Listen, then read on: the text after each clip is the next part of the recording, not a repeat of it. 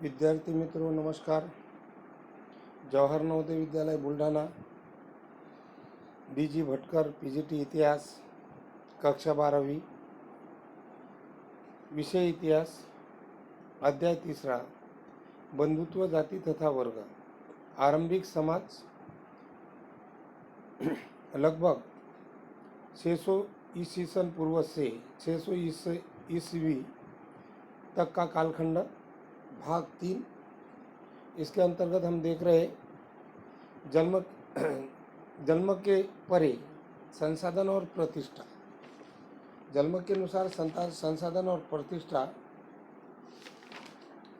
किस प्रकार लगी है। सामाजिक अभियान के रूप में उद्भव जिस प्रकार हम देखते हैं, सामाजिक परिवार दास, भूमिहीन, खेतिहर, मजदूर, शिकारी, मछुआरे, पशुपालक, किसान, ग्राम मुखिया, शिल्पकार, वणिक और राजा सभी का उपमहाद्वीप में विभिन्न हिस्सों में सामाजिक अभियान के रूप में उद्भव हुआ। इसके सामाजिक स्थान इस बात पर निर्भर करते थे कि आर्थिक संसाधन पर उनका कितना नियंत्रण है। अभी जिस प्रकार हम देखते हैं कि जिनके पास आर्थिक संसाधन ज़्यादा वो प्रभावी। अब विशेष संदर्भों में इस बात का परीक्षण करेंगे कि संसाधन पर नियंत्रण के क्या सामाजिक आशय थे। जिस प्रकार हम देखते हैं, इसका अगला पॉइंट 4.1 में संपत्ति पर स्त्री और पुरुष के भिन्न अधिकार। अब हम महाभारत के एक महत्वपूर्ण प्रकरण की विचार करेंगे। कौरव और पांडव के बीच लंबे समय से चली आ रही प्रतिस्पर्धा फलस्वरूप दुर्योधन ने युधिष्ठिर को धूर्त क्रीड़ा के लिए आमंत्रित किया। युधिष्ठिर ने प्रतिद्वंदी द्वारा धोखा दिए जाने के कारण इस धूर्त में स्वर्ण, हस्ती, रथ, दास, सेना, कोष, राज्य तथा अपनी प्रजा की संपत्ति, अनुजों और फिर स्वयं को भी दांव में लगाकर गवा बैठा।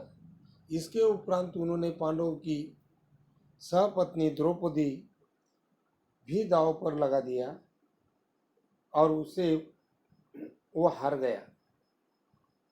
संपत्ति के स्वामित्व के मुद्दे जो इस कहानी से वर्णित है, धर्मसूत्र और धर्मशास्त्रों में भी उठाए गए हैं।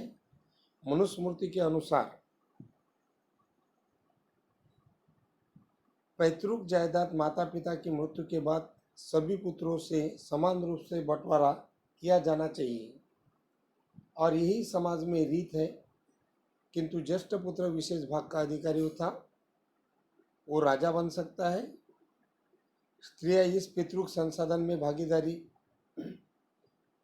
हिस्सेदारी की मांग नहीं कर सकती थी और किंतु विवाह के समय मिले उपहारों पर स्त्रियों का स्वामित्व माना जाता था और उस समय दिए गए संपत्ति जायदाद दहेज के रूप में प्राप्त करते थे और पति का कोई अधिकार नहीं होता था इस उनके हिस्से पर।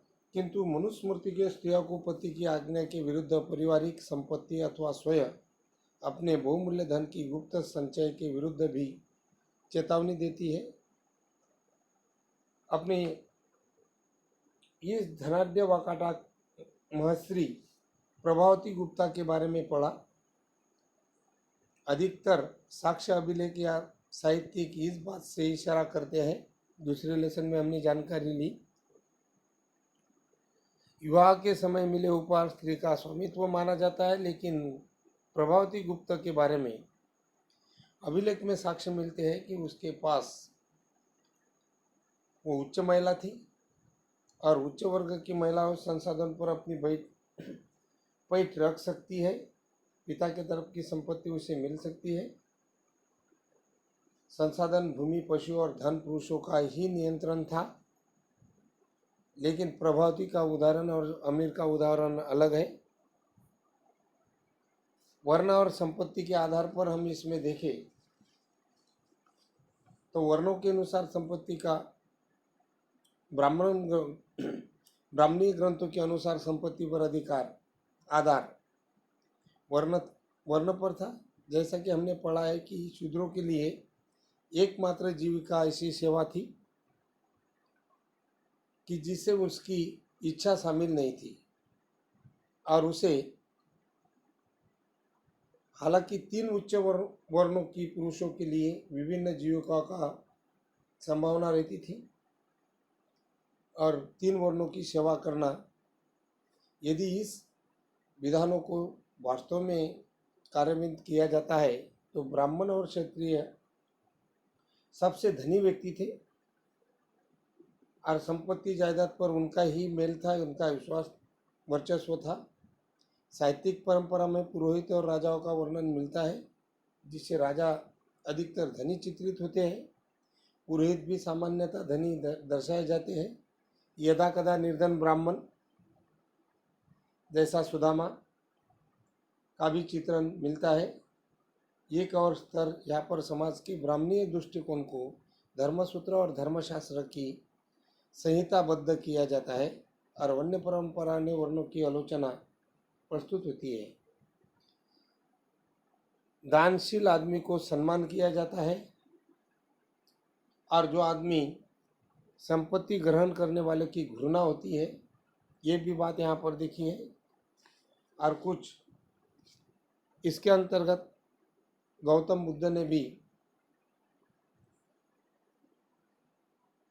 अंगीकृत किया है कि इस बात को कि विषमता मौजूद थी, किंतु यह भेद तो नैसर्गिक थे और नहीं थी स्थायी। बुद्ध ने जन्म के आधार पर सामाजिक प्रतिष्ठा को अस्वीकार किया और उसका विरोध भी किया। मध्यम मार्ग से चलने का रास्ता भी दिखाया और इसे एक वैकल्पिक रूपरेखा में वर्णित किया जाता है और संगम साहित्य के से भी वो वर्णित होता है। तो धनी और निर्धन विषमताएं थी, ये बात सिद्ध होती है। संगम साहित्य में इसका वर्णन किया गया है कि सामाजिक आर्थिक संबंधों का अच्छा चित्रण इंगित किया गया है और संगम साहित्य तमिल भाषा में लिखा गया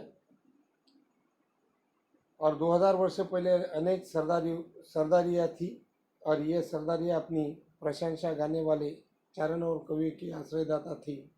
ये सब बातें उस पर दी गई है।